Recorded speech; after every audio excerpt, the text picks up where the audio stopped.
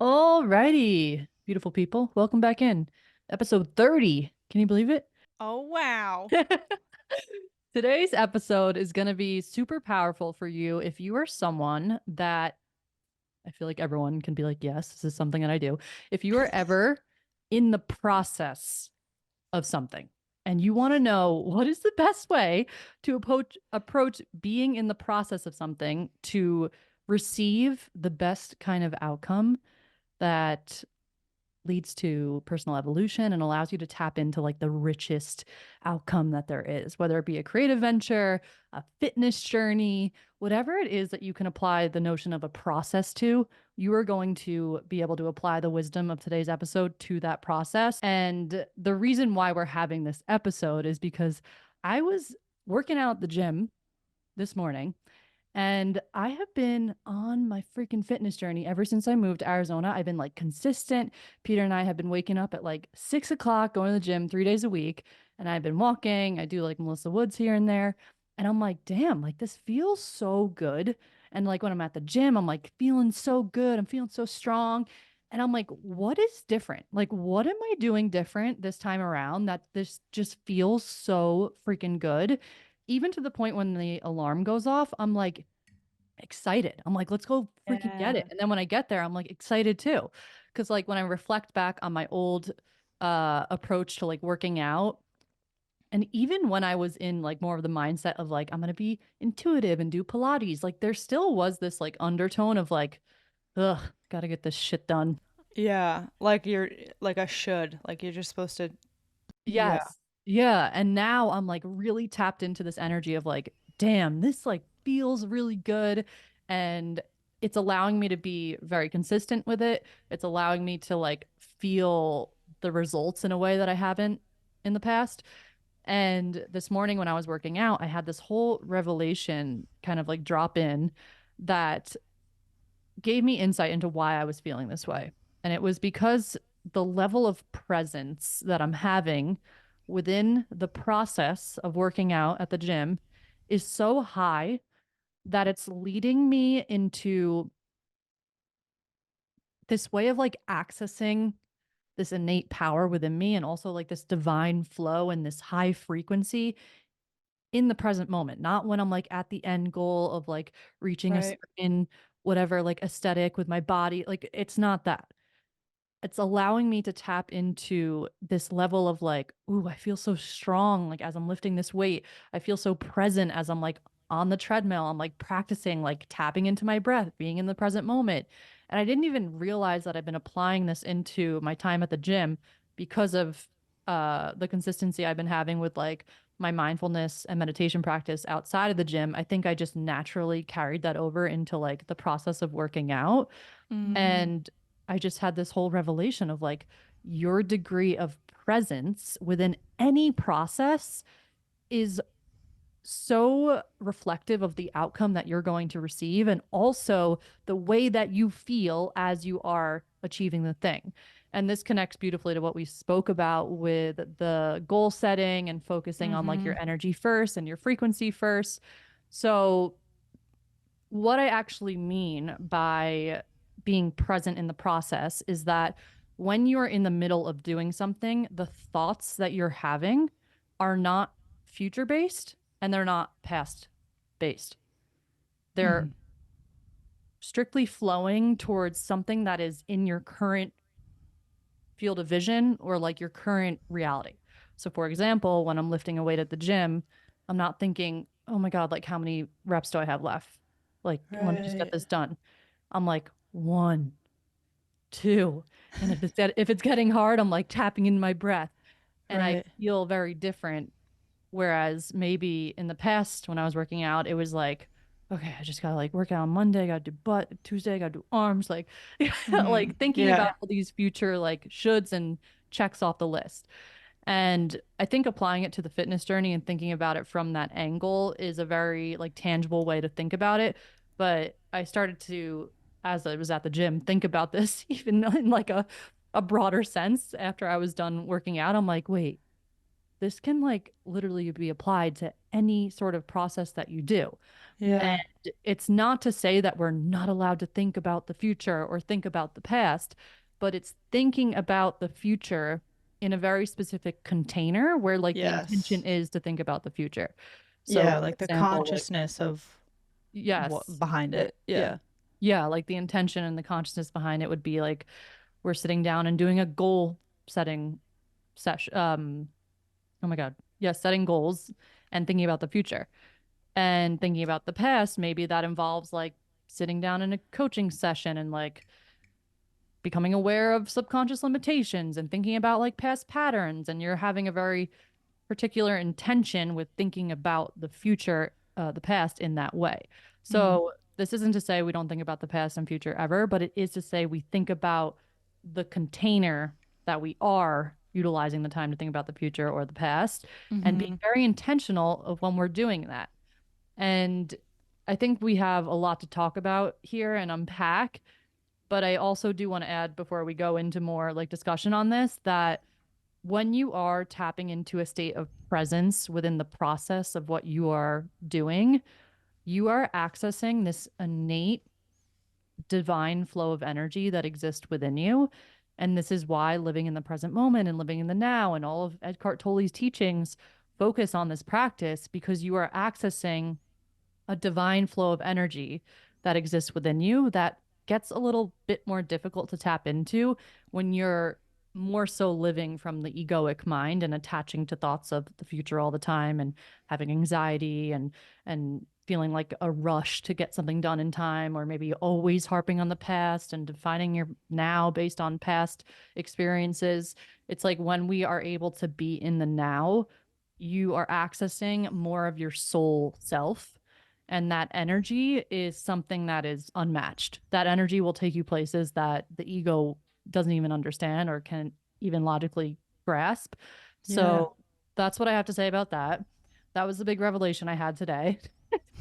And Epic. now my life has changed and I have like a completely different approach with the way that I'm creating my business, which I've been doing, and like also my fitness journey and my healing journey and all the journeys that we're on. I feel like now I just have a way different perspective on it. What's really cool is ever since we started doing that super intentional way of looking at our goals for at least Q1 slash the larger year with that whole framework, which by the way, if you want to look at this framework that we're referencing, we'll put it again in the show notes. But it's this really amazing, very simple framework that just breaks down how to go about your goals in a way that prioritizes this whole concept, which is like being present, being like in a specific frequency vibration, not just the action itself. So, anyways, if you want to have a framework that helps you to achieve the things we're talking about, definitely check it out in the show notes. But yeah, since we did that together and have been integrating it, I feel like we're seeing all the ways that it's proving itself as being so freaking powerful and such a game changer because it's so aligned that like your fitness journey has totally taken on a different life. And the other day I decided to start running, which is so like not me, like it's very out of nowhere seemingly, but because I have this new just why and like way that I move about each day, I'm starting to do things that either like in the past I had a very different consciousness behind them, or I thought I didn't like, or I was doing them for the wrong reasons, or a reason that didn't yield the outcome I was really desiring. And like, so just the personal example of how this kind of all tied together was I realized that I just haven't been sleeping as well on the days that I don't work out or like exude energy or what's the fucking word? Yeah, exude. No, but like expend energy. Uh, And it seems obvious. It's like most people would tell you that if you're not sleeping well, like probably work out more or whatever. But I connected it to the fact that as a generator in human design with our energy type, we have so much energy at a baseline that you actually need to like spend it and to get it out of you, literally like a kid, but carrying that into adulthood that like you need to run your kid around so that they go down for a nap with a generator. And this was what happened in my case is I was like, okay, my day job doesn't stress me out in a way that makes me so tired that I would be like tired enough when I hit the pillow if I just work that day, which is such a blessing. But on the other hand, I was realizing that I just need to get more energy out. And so I was thinking to myself, okay, first of all, I have a very good why behind this, which is like I want to fall asleep faster, sleep better, and it would be just, I'm sure I would feel great to just expend energy. And I was like, how can I do this in kind of like a fun but very efficient way? Because, why not have it only take 15, 20 minutes if like that sounds enticing to me and makes it more likely that I'll do it.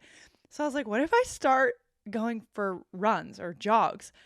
And this came up very intuitively. It came up very like, ooh, that would be fun. So like my intuition was like excited by it, which I found so funny because I used to hate running. Like in high school, when you would do like the fitness testing and you had to run the freaking mile, I would get excused from it by my ballet teacher because I would come into ballet with shin splints from having to run a mile out of nowhere. And like, I think it's a thing for ballerinas and dancers that because you're used to using your muscles in a different way when you run, sometimes it just like hurts a lot. And so I would literally get excused from running the mile in high school because I would get such bad shin splints and then my ballet teacher would be pissed at me.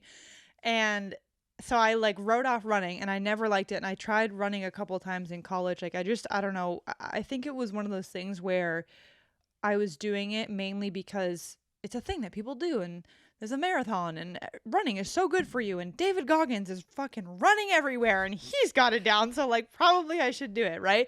All external reasons. And then this time around, because I've been in the headspace of what do I do every single day to just feel good and to just inject positive frequency, positive vibrations into the work that I'm doing, and even just to feel good, plain and simple. Like I just want to be having a good time, right? And so then my intuition was like, maybe you should start running. And the same day that I thought of it, I went for a run, had such a great time. Like, yes, it was, hard in a cardio workout, but I was really enjoying it. And I was listening to a Mel Robbins podcast, and she happened to be giving an analogy about marathon runners and like not quitting. And I was like, this is so divine. And I had such a great time, slept great that night, tested it out by not running the next day, didn't sleep well. Ran yesterday, slept well last night, and I've just been doing it from this place of there's just like a joy to it. And almost it's funny because the consciousness is so important because, in a way, me wanting to run is kind of transactional in that there's no drama to it. I'm just like, yeah, I would like to expend energy. I just kind of like need to run around literally like a toddler and just get stuff out. And I know that being in my generator ways, like helping who I am, is what pours into the rest of my day and makes me feel good. So the why is really there. And then it's almost just very undramatic. Like it's not even that it kind of is like, yeah, it's just funny because you can actually do something as a quote unquote transaction, but if the consciousness behind it is well thought out or is intuitive, then it just takes on a completely different life of its own. So Right.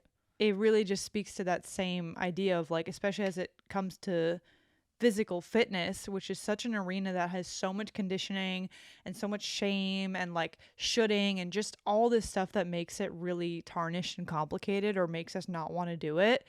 That then when you flip it and just think about, I just want to feel good. I want to do something that is intuitively led, that excites me or that helps me achieve, this bigger goal I have. So I have a why behind it. Then it's completely different. And suddenly you will do the hard thing that that everyone would tell you you should do, but you actually do it from the right consciousness. Right. And especially with fitness, it's like looking at your body as this beautiful vessel that Yes. gets to be worked out and moved, and to also see your health as a really big gift. I've been having this really like intense realization over the past few days, ever since, honestly, past few weeks, ever since I was sick. Mm. And I don't know if it was like flu or whatever the fuck it was. I was just out for the count. Ever since I was sick and didn't have like that vitality and that energy, I have just been like pouring into the gratitude of my health and my well-being and the energy I have, and to have like Yeah. two working legs and arms and hands, and to be able to go to the gym and lift a weight is a privilege. Like Dude, it's such a blessing. Like it is a seriously. gift. And I've been like really seeing my body through that lens, and just like how beautiful it is that we have these like 3D vessels that just want to be like energized and like do things that just make it feel good. So my intention and my why behind it is like similar to what you're saying. Like the consciousness behind it is just so much more love based, and Yeah. it's like exploratory and fun, and it's like this adventure that you go on instead of just being so focused on like some sort of goal that really isn't even going to give you the feeling that you think it's going to give you. It's actually Right. like the process that's giving you that feeling if you are tapping into the present moment when you're in that process. Yeah. um Sorry, what were you gonna say?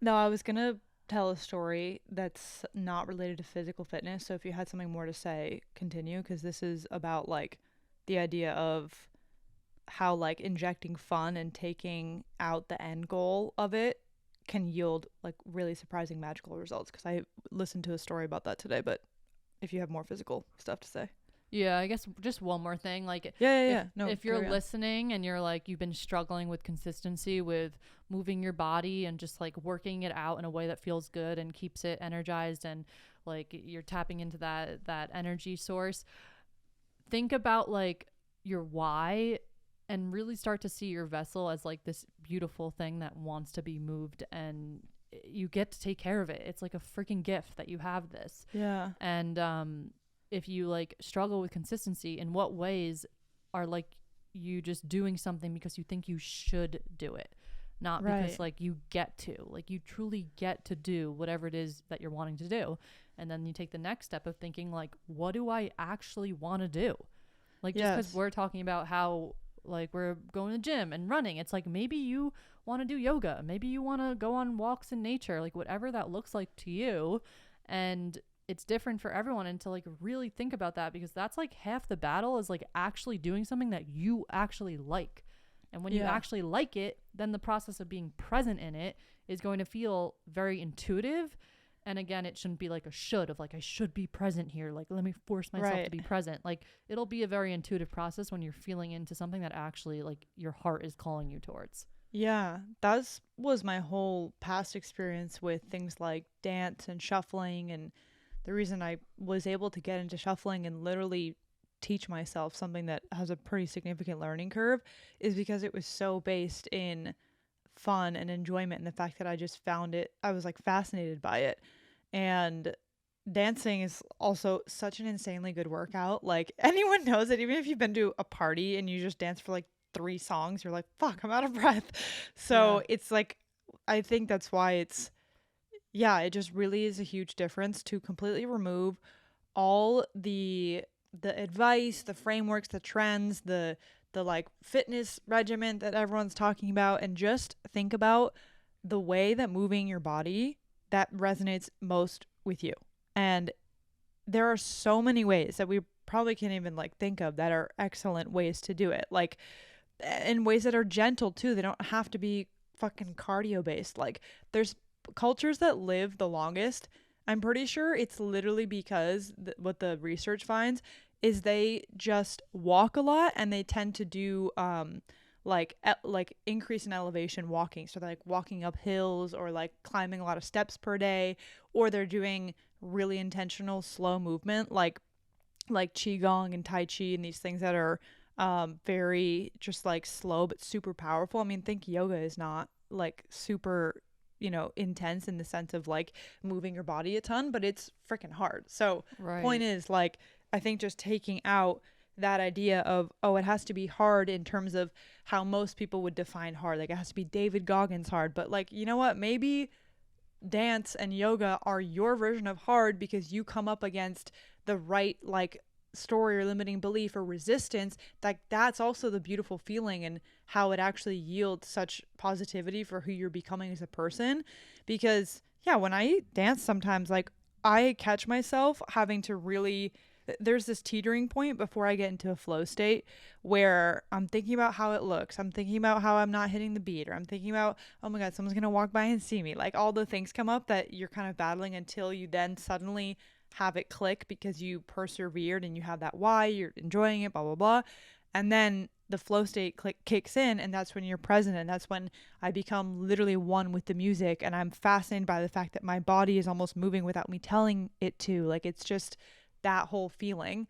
The other thing that I like, fitness example that I was thinking of lately that I was telling Nikki about is I went snowboarding in Jackson Hole a couple weekends ago, and when I was on the mountain, I was thinking about how cute it is that like there's hundreds of humans here, that most of them for the most part are here to like throw their body down a mountain because it's fun, and to move their body in a fun way that's like with nature and with friends and family. And I was like, this is so pure. Like, this is an example of how people are taking the time out of their weekend or weekday or work or whatever to come here and move their body basically like almost as a community, because that's such a fun part of snowboarding and skiing is like, you know, meeting random people on the mountain and riding the lift with a stranger, and how the reason behind it is so purely for enjoyment. Like, that's why I sometimes feel like obsessed and addicted to snowboarding, is because it's so fun and there's such a challenge element. It's such a great workout. Like,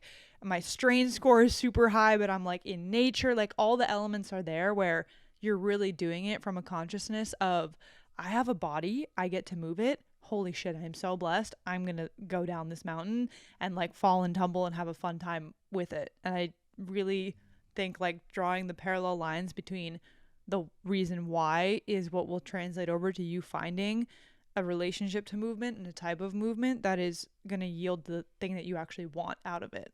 Right. And people are always fighting like about, I don't know, you'll see on TikTok, like people are like, Pilates doesn't work. You have to lift weights. And people are like, no, like do Pilates, like don't lift weights. There's like a fucking war on which fitness type actually is effective. And here's the kicker. The one that is most effective is the one that you're actually able to be present with. The people that get results from Pilates are the ones that are able to be present as their leg is lifting, and they're imagining the energy go to the muscle, and they're feeling as if they're lifting like a fucking 50-pound weight on their ankle because of the amount of presence they're bringing into that move. People that don't get the impact from Pilates are laying on a mat and just like lifting up their leg, and their head is like thinking about the to-do list that they have for the day. And vice versa with people at the gym. Like, if you're going there with the mentality of like, I hate this, the vibe is off here, like I just don't enjoy this, maybe maybe that's not the place, and like it isn't actually time for you to get present. But I've learned that like our interests are always evolving, so like what you're able to be present with is going to evolve as you evolve as a person. So like you're saying you now like are enjoying running, like let yourself be flexible with the interests that you have towards your fitness journey. And I found myself in this trap of like, I've been doing a lot of Pilates with like Melissa Woods, and she always talks like negatively about like how she was like torturing herself with like running when she had like a very toxic relationship with fitness and like an eating disorder. And I started to like gain the program of like running equals bad, like running equals torturing yourself, like running is toxic. And then I started to get this pull to like go to the gym, and I like saw the treadmill and I did it, and I'm like, whoa, this is such a fun practice of like tapping into the present moment and like seeing how I can be with discomfort while like focusing on my breath. And I was like, wait, this actually isn't toxic. It's the intention and the level of like awareness you have towards the action and the consciousness that you're putting into it. So if you're wanting to know like what fitness avenue is going to give you the best results, think about where it is you can actually get present. If it's in yoga, if it's with a weight, if it's on a walk, that is where you are going to yield the best results. Yeah. And it's as simple like, as that. Right. And the whole thing is like, yeah, sure, like you could and probably would get some type of muscle toning thing from like, yeah, just do weights even if you hate it. But the point is kind of to question like, are we here to just achieve an aesthetic thing? Because not even just aesthetic, like, yeah, sure, like, yes, you know, if you're talking about, okay, you have endometriosis and lifting weights is like the best way to heal that, like that actually is already a different level of consciousness. But the whole point is like, these are scenarios where you would just be lifting weights and pushing your body in a certain way, literally only because of an external factor and an end goal. And it actually, I believe, and I think this is what you're getting at, could backfire, because if you are spending time doing things that you genuinely do not have a reason why you're doing it other than a very externalized reason, like there's nuance to this, but we'll just leave it at that. then I don't think it even gets you the result you're looking for. Like it's just putting off Yeah. you finding the aligned choice that actually fulfills you and makes you feel present and makes you feel in flow and happy. Like Yes. that's the whole point. Like the prioritization actually should be feeling good because that is what keeps you going, and you can do a hard workout with resistance and with coming up against your limits and still have it be from a place of feeling good. So that's why it's Right. really interesting cuz like yeah, you could, like with the running thing, yeah, it gets out of hand quickly because people do it in like a very torturous way that is damaging to your body. Like, let's be real, David Goggins is going to be in a wheelchair by age like 70 because of how hard he pushes his body. And maybe that's his life path and like that's aligned for him because that's his whole like stay hard thing and whatever he does him. But just because he is doing it and is framing it as this is what keeps you like, a capable person, like maybe that is your route, but again, like it's not, it gets out of hand when we are just, it's a never ending road that like you hope is going to achieve something, but you're just coming to it from a place of external versus inward, you know, motivation basically. Right. So it definitely starts with like the actual intention and the motivation. And then once you have that positive intention, then it becomes the practice of like, okay, how present can I be in this process? And I definitely want to talk about what that actually looks like when you're at the gym, when you're in the creative process, when you're in any sort of process. How do you actually tap into the present moment? Like, what does that actually look like? Because I personally started to think about this and I realized that there's like a little technique that I personally use that works for me. And I'll use the fitness example just because we're riding on this wave. But let's say I'm at the gym and I'm lifting a weight and it's like the last few reps of my set and it's getting very difficult. Tapping into the present moment looks like your thoughts are not aligned with anything that's in the future, and your thoughts are more so based on anything that's in your immediate, like how I was saying before, like your Mm-hmm. immediate surroundings, what's in your present moment. Your thoughts are somewhere attached to like, okay, the number you're counting, whether you're like looking at the actual weight lifting up, you're feeling the energy and the essence of like your being within and like feeling the aliveness of your body, your breath you could tap into. It's like your thoughts are somehow intertwined with the present moment. And Mm-hmm. then once you're able to say, okay, my thoughts are aligned on, let's say, my breath, I'm breathing in, I'm breathing out, that's when you start to tap into like this higher sense of like power. And as you practice that, your thoughts will wander and you'll bring them back into the present moment. It's like literally like a meditation technique. Mm. And then as you continue to do that and you're focusing on your breath for long enough, that's when you like hit into the flow state. So Yeah. you can see it almost as like, this is what works for me. I'm curious what like your process is, but for me it helps to focus my thoughts on something in the now and continuously bring them back into that moment, and then it eventually like dissolves into just like a sense of being. Mm. Yeah.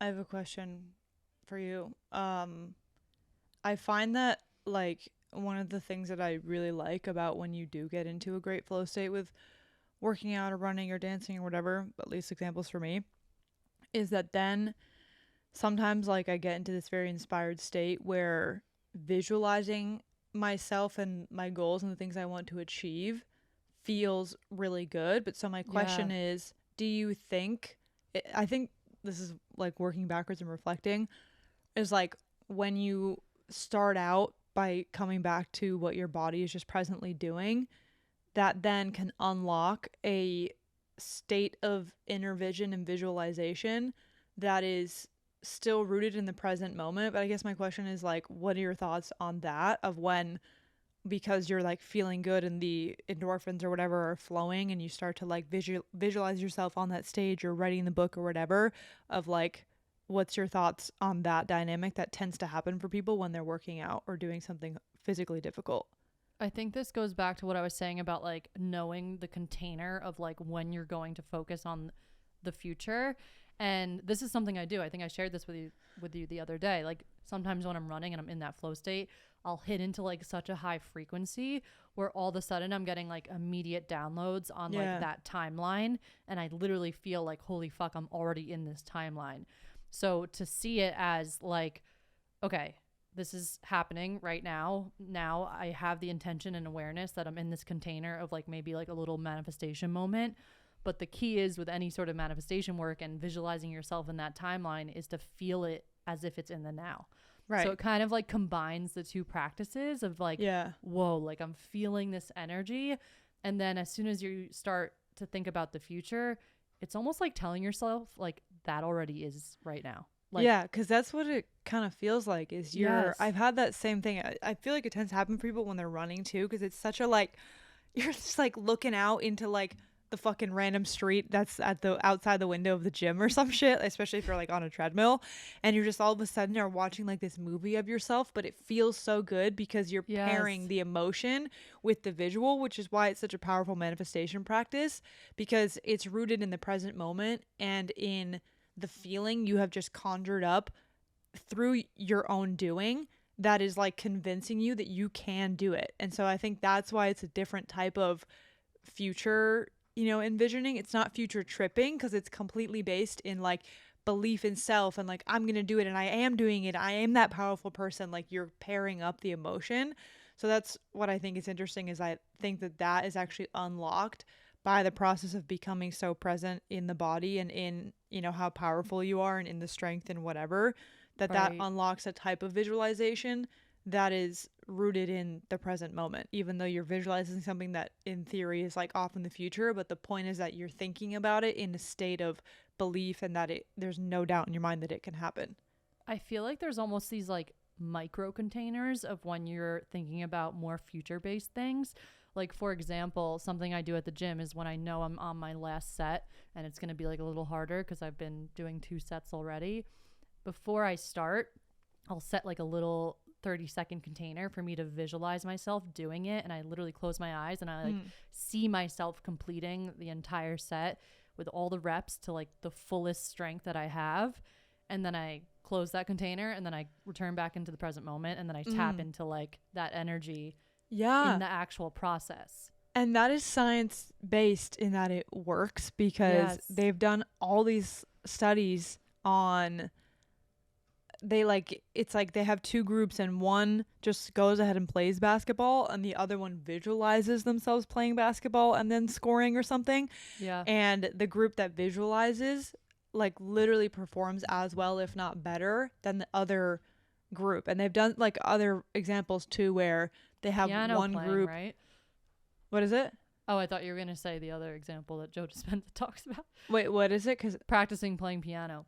Yes, yeah. I think that's the other one I was like thinking of or something similar. Yeah, it's like they literally, instead of actual physical practice, they just practice in their mind and it works and they are able to do it. So that's so powerful too because it's completely like it works and it actually empowers and like kind of adds another element to it of increasing the likelihood of success of the thing that you're about to do.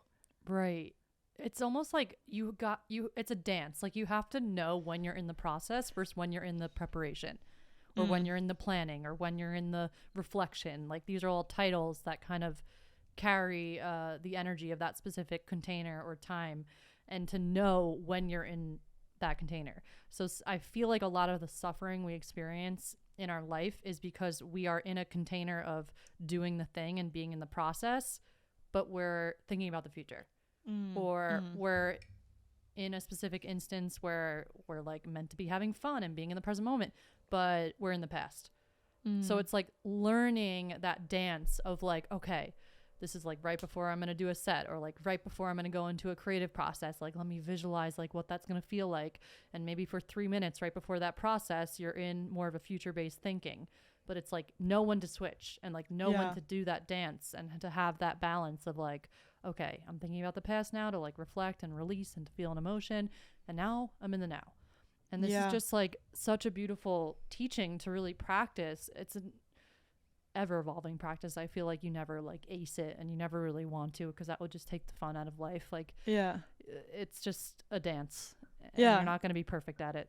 It was like the other day when I sent you a text, I think late at night, and I was like, entrepreneurship is such a trip. Like, there are just days when it's hard and you are future tripping a little bit and you're a little bit impatient and you're just like, damn, when is this gonna like pay off in the sense of like the money and also the lifestyle, the opportunity, the thing that you keep envisioning that you're so meant to do and that is going to happen.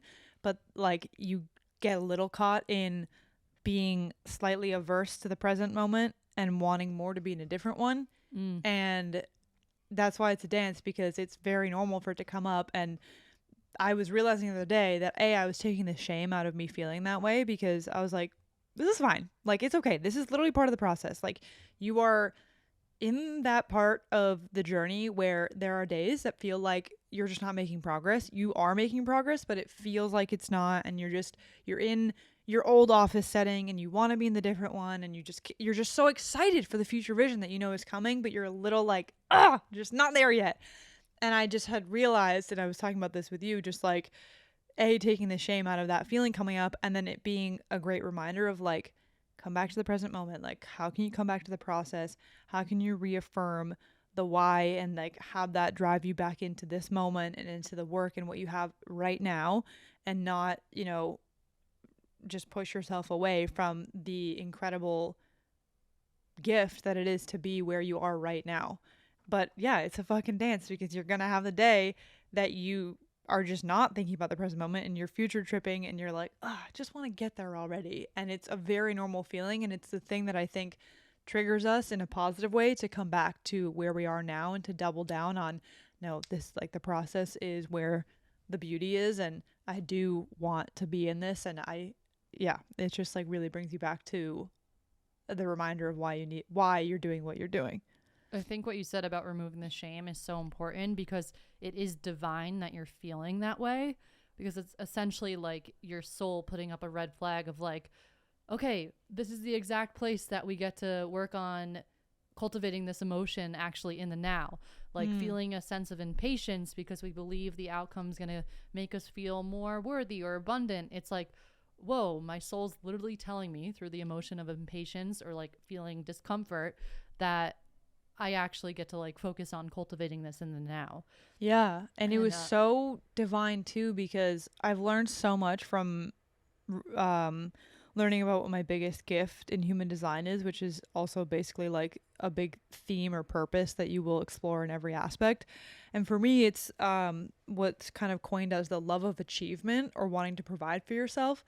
And it's literally gonna have, like, it is meant to have the shadow aspect of sometimes focusing so much on the end goal, but then to come back and realize that like the reason I feel this is because I'm literally designed to fucking love the process and to love achieving things and like checking a thing off the list and feeling the flow state of putting in the work and having the goal and like building something from start to finish. And so it like really felt divine, because I was like, this is just me being me. Like, this is me and my soul talking to each other and being like, yeah, we like love to achieve. We want to provide for ourselves. There's a bit of like an angle to this that we feel like we haven't gotten to yet. But the whole reason you're feeling like this is because it's a sign that you're doing like the right thing. Like, you're in alignment, because you're going to feel both the shadow and light expression of what you're meant to do every single day that you're tapping into it. But are you meant to like, this is like a question with like gifts specifically with human design. Are you meant to be on a journey of like integrating that shadow aspect and then expressing the gift instead of like feeling the shadow? Yeah, because it's basically like, so when this is kind of more clearly communicated when you read from the perspective of gene keys, because it's the same gifts. Your 4 gene keys are your 4 biggest gifts in human design. They're based on the same thing. And a lot of times when you read about the gene keys, it talks about it in several layers. It has, I think, literally it's called the shadow. There's one in right? Yeah, I think the city, which is spelled SIDDHI, is like the highest level of it, and there's one in between. I forget what it's called, but it has to do with like when it's neutral or something, or when you're of service with it. And yeah, it's like it has a whole journey that you will go through, or you will like ebb and flow through of being in more of the shadow expression of it, or being in like, I mean, it's different for every single gift because they're just so different. But yeah, it's like a big part of your life journey and the theme. The reason why I like that it's called in human design is called a life theme or a purpose is because it's like the thing that colors your experiences, and those experiences are going to include, you know, things going well and things not really going well, or you feeling good about things and you not feeling good about things. So that gift, as you learn how to express it in its highest form, because we learn through the opposite, you're going to experience it in its quote unquote shadow or in the difficult version of it, to then teach you what the light would look like and to help you basically be so present with the experience of that gift that then slowly, as you integrate and, you know, bring more consciousness to it and awareness and have revelations about it and act differently, then you start to move into the light expression of the gift. But yeah, it's like a lifelong process, because that's karmically, I feel like, what we're here to do is explore and go into light, into shadow, into light, into shadow, because they Right. exist with each other. Right. The ebb and flow. It's so Yeah. interesting. That's like literally, I feel like that gift is like kind of embodying everything we're talking about. Yeah. You're on a journey of like releasing that attachment to the outcome to be in the flow state, and that will result in high achievement for you. And that Right. gift of you tapping into that process and to be in the now with that flow state is like very defined for you, which is like Yeah. so powerful to think about.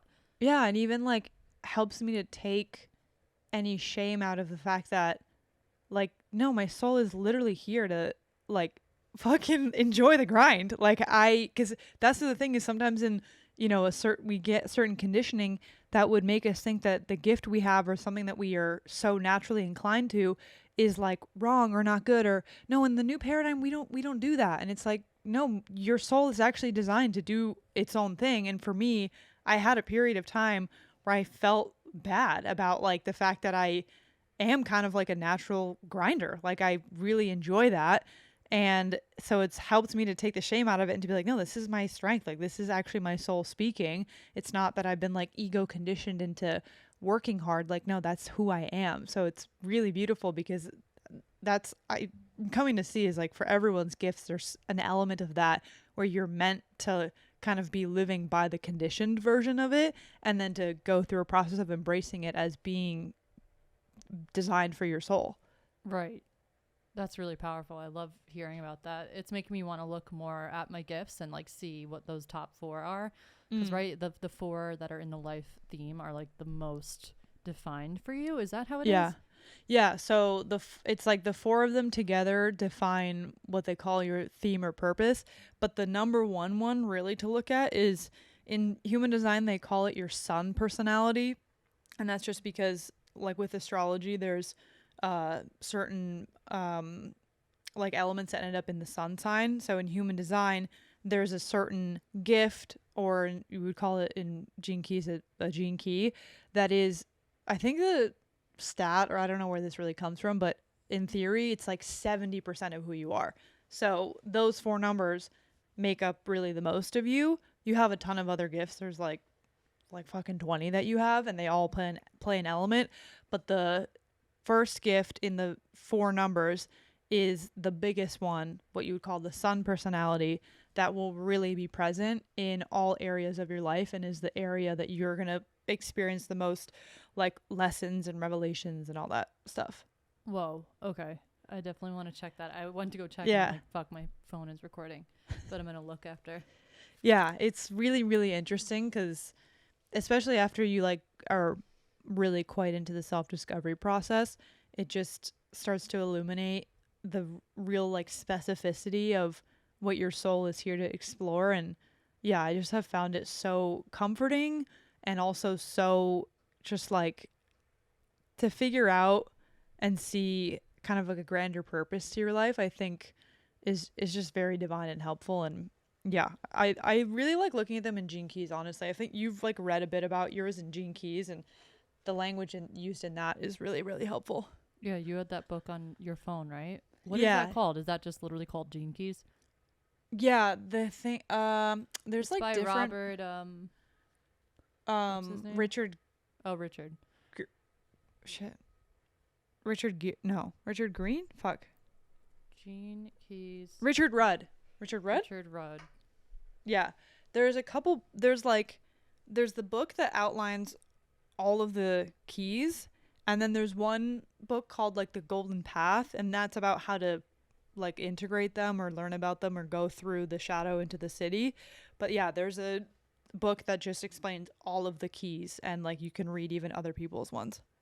Yeah, I want to look more into that. And if you go to their website, you could just like get your whole freaking chart downloaded. I'm pretty sure for free.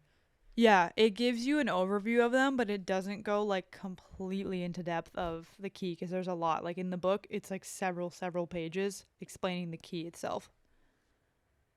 I'm intrigued by that. I It's want to so look into cool. that. Yeah.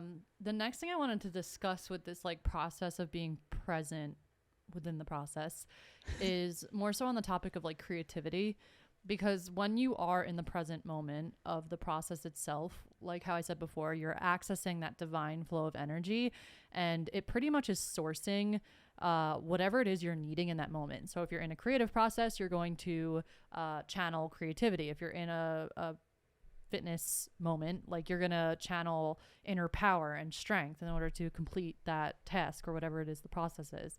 So I'm curious, like, what are your thoughts on presence within the creative process, and like how has that looked in your own life with like channeling creative ideas? Yeah. I mean, I always think about the creative activities that it's kind of like they require a level of focus, and you're overcoming an obstacle in a way that just kind of naturally elicits focus and flow. And I always think of like my whole experience and process with editing on Premiere, like since the beginning of when I was learning how to use it in high school, like because it's has a level of difficulty to it and resistance to it, you kind of have to be present with it because it's Right. requiring so much of your attention. So that I think is what universally people speak about with creativity, is like when there is an element of resistance or a level of challenge, that's actually what gives it the prerequisite for being something you can get into flow state with and into presence with. So that's why I think it's really interesting reflecting on how a lot of times like the flow state that we are desiring is on the other side of the resistance and like the difficulty of it. Because I just think about like when I'm sitting at the computer editing, like there's just a lot going on and I gotta do this and there's this and whatever. Like I just have to, I can't really be anywhere but there because that is what it takes to create the thing I want to create.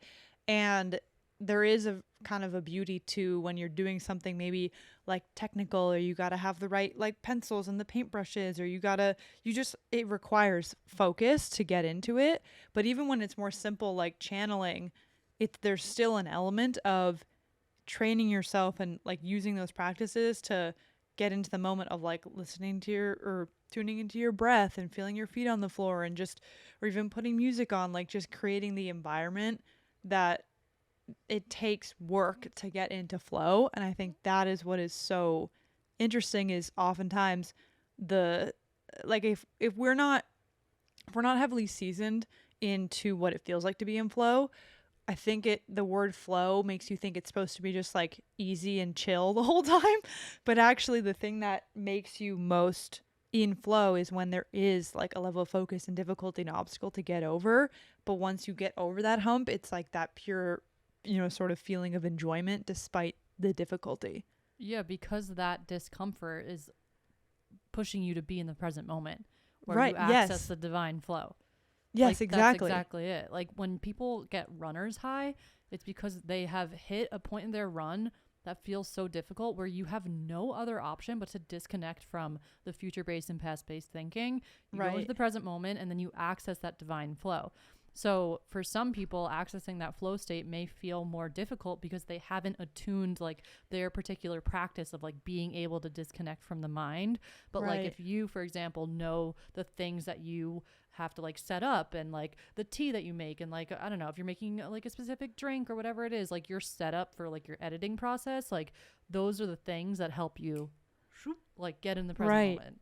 Yeah, and I really am I'm realizing how big of a just realization that might be for people because yeah, it is really that hump of resistance, obstacle, difficulty, like technicality, like tediousness that actually gives you the best feeling of flow. And so that's why it's so common for artists to get in this feeling of like, oh, why are you feeling out of touch with your purpose? Well, it's like you're not sitting down and doing the work. Like sometimes it is that simple if you just need to make a date with yourself to sit down and get the fuck over resistance and write an article that fucking sucks, but like you end up getting into flow because you just said that you had to do it. So that is such a dance because it's like realizing that it actually takes work and it takes a level of difficulty in overcoming that to be in ease and flow. And that's what so many people miss out on because they interpret the difficulty and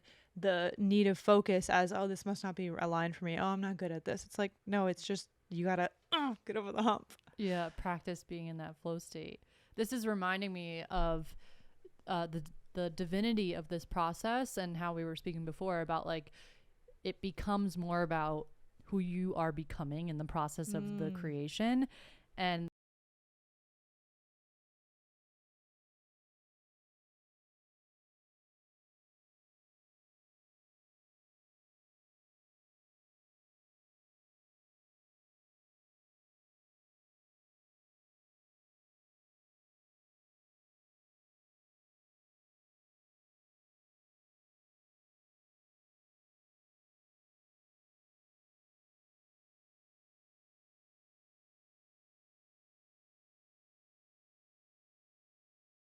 just push through that discomfort and like write the article. Even in that moment, you're reestablishing the perception that you hold about yourself of like, I can't do this. And then you get to the right. end of it and you're like, I can do this. So Yeah, like the process of who you became in that shedding and in that dissolving of that belief is huge. And it's really not exactly. even about the article itself. I mean, of course it is about the creation and what you're sharing and putting out to the world, but like for you specifically, it's that and also the becoming process of like the shedding and the stepping more into like your soul self, like your true fucking self.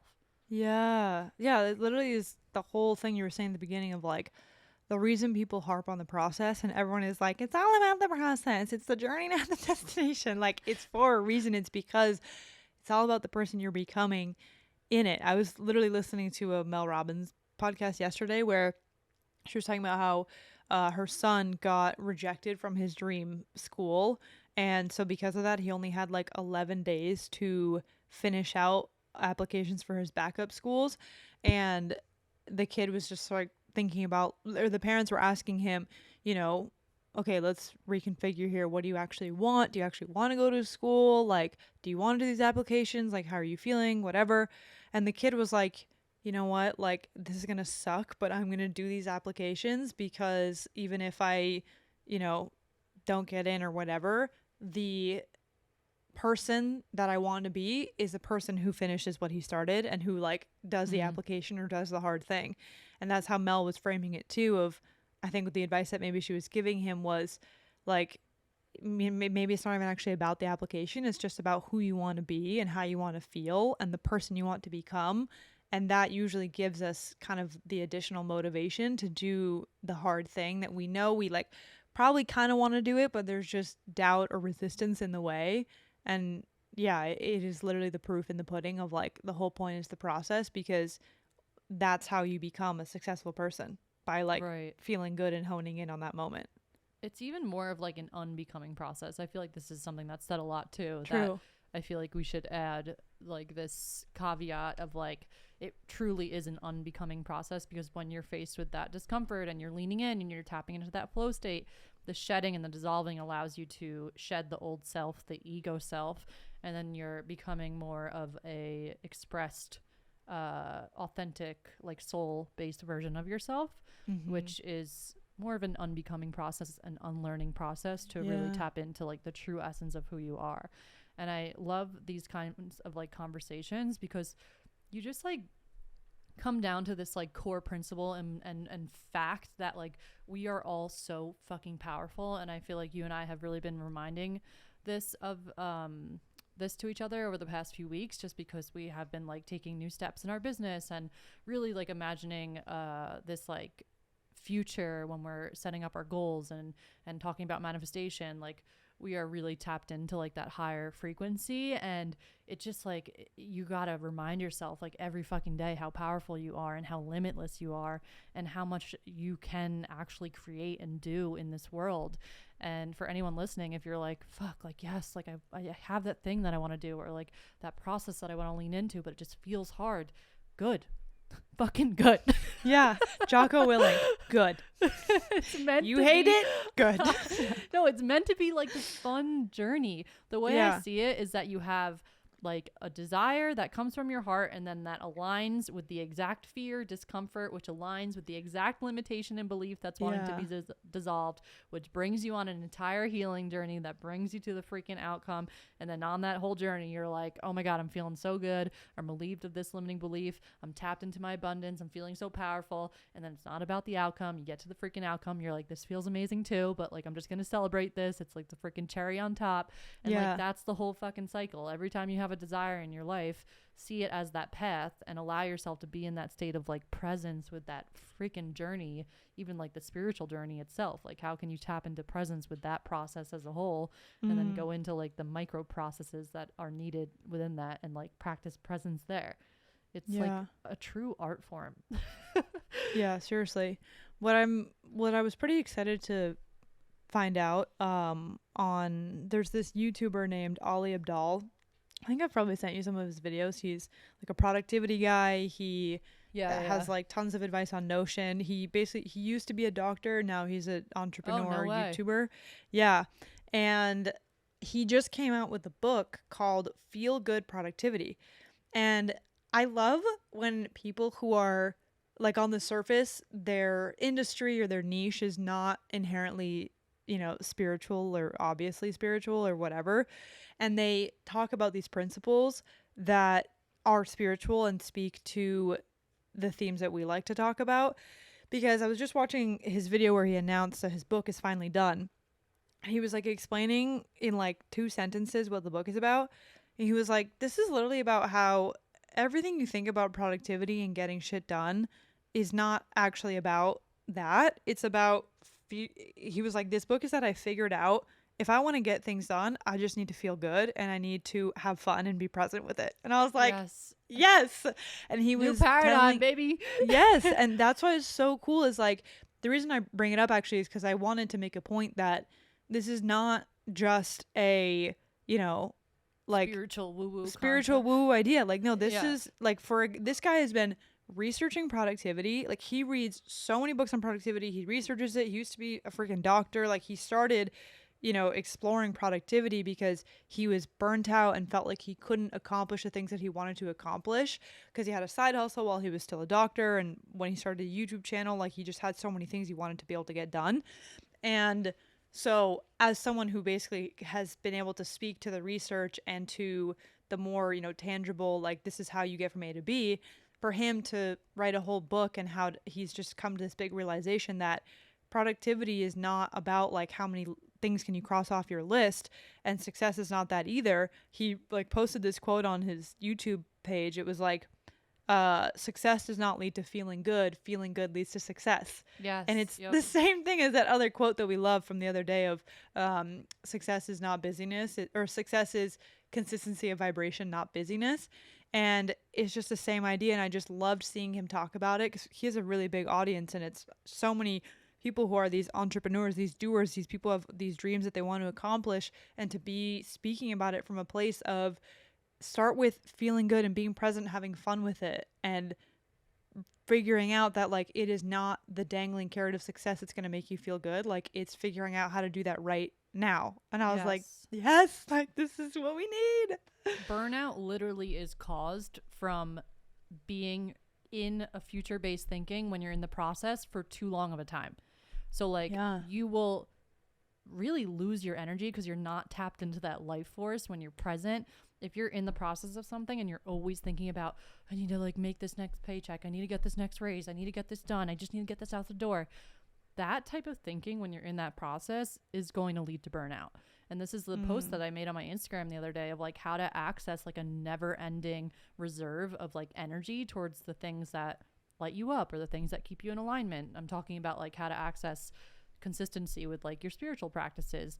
It's like when you understand that you're doing them from that heart centered place and you're not doing them to one day achieve a certain feeling from the outcome, and you allow yourself to feel that in the now, that's when you access the presence, the divine flow, the inner power, the creativity, and it becomes this very fun process that feels good. And it also fuels you. It's not even that it just, you have access to more energy. It's like you get energy from it. Right. And this is like, I feel like part of being a generator, maybe this is more like of a thing for generators, what I'm saying, but like when you were tapped into something that feels so freaking good for you, like, yeah, you're gonna definitely like feel tired and like tapped out and like feel like, oh my God, like that just felt so good to do that. But when you're in the process of that, it's so life-giving, like soul fueling. And it really is. it's like, it's a different type of tired. It's not a burnout feeling. It's like you get to the end of the day and you're like, fuck yeah, like, yeah. Well, for a generator, like, it's the feeling of satisfaction where you're like, yeah, we did it. Yes. Like even Cup today, full. I feel like we both had busy days, like client calls. You had like to set up calls for like setting up stuff at the house. Like, yeah, it's just, and we have the recording. It's like when you get to the end of the day and you're like, yes, like as a generator, I'm like, I did so many things that just made me so fucking happy. I'm like, this is the fucking life. Wait, I also have to share, this is like a side note. I'm like such a freaking emotional. It's like not even funny. The other day I was sitting down, I think it was 2 days ago or yesterday, I was doing my gratitude practice in my journal, and I usually do it in my guided like prompted journal that just says like 3 things I'm grateful for. But this day I happened to do it in like my marble notebook that I use as like my free writing journal. And I just like started writing. I'm like, I'm so grateful for this, for this, for this. And I just like kept going. I'm like, my health, like this home, to have an office. Like I was like writing all these things. And I literally just got this like wave of emotion of like, holy fuck, like I'm already in the timeline. Like this is it. Like this is what I always dreamt of. Like it's here. And I literally started like crying. Yeah. Like tears of joy because of the amount of like present abundance and gratitude that I felt in that moment. It was like a frequency that I had not ever experienced. Like I've felt gratitude and abundance and I like tap into that energy, but this literally was like a visceral physical reaction that like led to me crying. And I was like, oh my God. And like this morning during breakfast, Peter and I were talking and I was telling him about it. And he's like, well, what are you grateful for? And I'm like, I'm just so grateful for our family. And like, oh, that's the best. That is literally the best. You know, it's, yeah. And it's cool because you like, that's such proof of you being an emotional and like self-creating it from the inside. And like, it's funny that I'll feel that level of gratitude. For some reason, sunsets and music do it to me. Like when I'm watching a sunset and I have the best vibe of music on, it makes me so emotional. And that's how I tap into like a gratitude, almost from getting like the positive, beautiful stimulus from the outside that like starts to build it in me. And then it like gets amplified. And then I'm like, everything is amazing. Yeah, it's like you're picking up on, I feel like as a non-emotional, you're picking up on the energy that is attached to like whoever created that. Yeah. Or like literally if you're looking at the sunset, like the fucking universe that created that beautiful piece of art, like you're receiving that energy. Whereas like an emotional, someone that's creating the energy within, it would like activate a frequency that's like already within me. And like, yeah. So that, cool, like, dude. Really I love it. Resonates with me. When I was listening to that episode of HD and she was talking about the emotional versus non-emotional, yeah, I was like, wow, this like really freaking resonates. Yeah. Nikki's referencing Jenna Zoe's podcast. I think it's just called My Human Design with Jenna Zoe. And they did a whole episode on emotional versus non-emotionals. And yeah, it was such a good explanation of the difference between the two because they really are quite different. And it's like the non-emotionals, it's kind of like a foreign world, the idea of how an emotional functions. It's kind of funny. It's like almost comical in a way, the difference of just like the baseline experience. Yeah, but it really does help like to make sense of the relationships you have and like how maybe your significant other like functions with their emotions and how your emotions function together and all the things. It's definitely given me like very deep understandings of like Peter, and I'm curious if I were to look at like my family members, if I would feel like, holy fuck, this makes sense. Yeah, for sure. But none of my family members know. Like my mom doesn't know like what time she was born. Every time I ask her, she's like, I don't know. I'm like, can you find out? Can you guess? She needs to work with one of those there's like a term for it, but you can like hire someone to, they'll like, I forget what it's like called. reverse It's like, engineer the time. yeah, like they have the thing where they can like reverse engineer it. Actually, in the software that I use, there's a feature that tells you how much the chart will change depending on the time. So it like helps you figure out like the if you're okay accuracy. to guess. Yeah, like if it's like generally safe that it's like you don't know the exact time, or if it's like, you know, you can like move things around and see how it lands better. But Got it. Very cool. Yeah. Okay, we're coming up on like an hour and 10 now. Did you have anything else that you wanted to share about this notion of living in the present moment? I feel like we covered everything on my list. I love when that happens. I'm like, love it. We were just so in the process. Like I know, we were just so in the moment. No, I think that's it. But I think this is such a powerful thing to remind people of, and for you to integrate, because I feel like ultimately a lot of us are just looking for feeling good in the right now, no matter what the right now is, and having really a thorough understanding of how to get there, what it means, why to even put the effort of getting present, which is such a funny paradox. But yeah, I think it's really beautiful, and this is really reminding me too of how important that is, and to tap back into all those things. I haven't watched a sunset while listening to music in a while, so I need to do that. There you go. Your intuition's like, it's time, baby. Yeah. I have one other thing that I wanted to say. The topics that we talk about on this podcast can feel like a lot. Like we covered a lot today. Like we are talking about the revelations and realizations that we have had over the years of being on this journey of life. So I really do urge you, when you're listening, just to like feel in your body with what resonates with you and just implement that one thing. Maybe thinking about everything and like trying to like do all these things because you feel like you should won't actually lead to the best results. So feel into like what sparks your interests and test it out. Like be curious how you can apply that to your life, and be patient and realize that it's all about the journey, and that's where the fun part comes in. So that's what I wanted to say with that, because I feel like it can be a little overwhelming to hear all this and be like, wait, what? I don't even know where to start. Yeah. But that wraps us up for today. Thanks for listening, guys, and feel free to respond to our little Spotify responses. If you're listening to the pod on Spotify, if you're listening on YouTube, leave us a comment. We respond. We like to talk to you. DM us on Instagram, subscribe, hit the follow button. It really helps us, and we love you guys so much. How'd I do? Great. Killing it. Bella always like closes out the episodes because I always feel like so cringy being like, hit that subscribe button.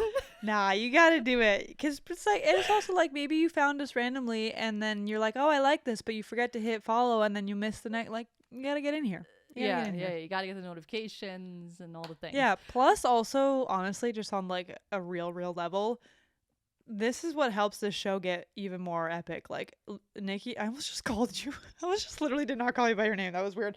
Okay, well, I was gonna say, Nikki and I, we just have such a big vision and like goals and everything for this show. And the practical thing is like, the more that we have a clear view of like subscribers and comments and engagement and stuff, it just literally builds up the show, and it makes it so we can take this to places far beyond just a weekly episode, which is already incredible. But we have such a grand vision of what the Omis community and what the movement is, so it honestly is great because in person. Yeah, as the podcast grows, it just helps us like do more things with it and have, you know, the resources and all the things to be able to make this the best experience for you. So yeah, beautiful. All right, guys, thank you so much for listening, and we'll see you next Wednesday. bye.